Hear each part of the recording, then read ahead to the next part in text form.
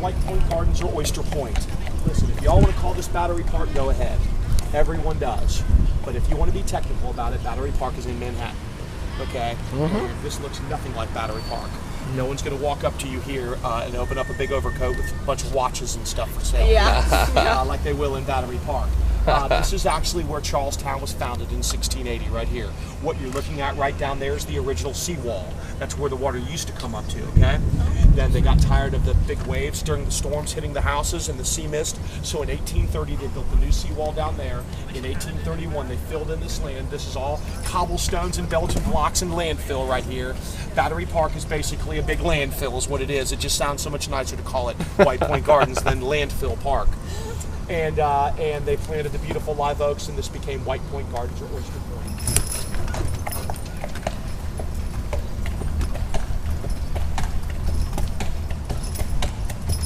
Can you see up at the very top, ma'am, of the house? Oh, it's called a cupola. That is one of two forms of air conditioning, basically, in Charleston, South Carolina. It's basically like a big hole in the top of your house. You open up the windows in the cupola, the doors and windows of the house, and you have a breeze going all the way up through your entire home. Now, this is his son's house, John Ash Jr. Two things about the house. I want you to look at how far back the blue house goes away from the street. It's a mighty big house. A mighty big house. Now, the next thing, this is really funny. I really hope you like his neighbor in the yellow house. It's right up against. You think so? I want you to keep looking until you can physically see daylight. You cannot tell how close they are yet. This is so funny. Take a look at this. Oh my goodness. Is that not crazy? Yeah, you're perfectly connected. Crazy. Absolutely crazy. I hope you like your neighbors. Oh, so neat. How y'all doing? Hello. You know what to do. Newlyweds. Thank you very much. Yes. I like how Sorry, I had to put you on the spot. That's all right. I like how she had to correct herself.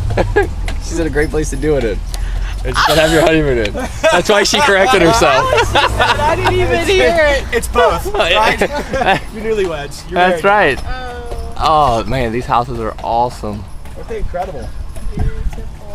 1, 2, Hey, 3. what a great story for you two right here. This is the site of the most famous wedding of all time in Charleston, South Carolina. The young lady's name was Martha Williams, and her father was George Walton Williams, one of the wealthiest men ever in Charleston. He wanted to give his daughter a wedding day to remember, so what did he do? When she woke up on her wedding day, I want you to remember, this is in the year 1892, she woke up and looked next to her head, and there was a red satin pillow she had never seen before. On top of the red satin pillow was an envelope with her name on it. She cleared the sleep from her eyes, opened up the envelope, and imagined the shock back in 1892 when she found $75,000 inside that envelope and a note from Dad that said, "This should help you build the house of your dreams." Now that's a pretty good way to start a wedding day. And then it simply gets better because the father of the groom arrives. His name is Carrington, a wealthy jeweler from New Jersey. Hears about the $75,000 gift and says, "No one outdoes me on my boy's wedding day." So he gives him another $75,000. So they've got about $10 million on their wedding day in 1892. They decide to go on a 2-year honeymoon to Europe. While they're gone to Europe for 2 years, both fathers will stay in Charleston. They will take what money they need and build them the house of their dreams, and it will be waiting on them when they come back from Europe, and here it is. It is today called 2 Meeting Street Inn. It's one of the most famous bed and breakfasts in the country today. Aw, the 2 Not meeting bad. suite. Very pretty. Look at those doors.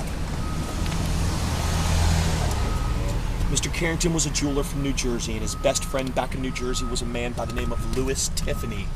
The Louis Tiffany. Okay, I'm going to pull up right here, try to get, if you look right, see the window there?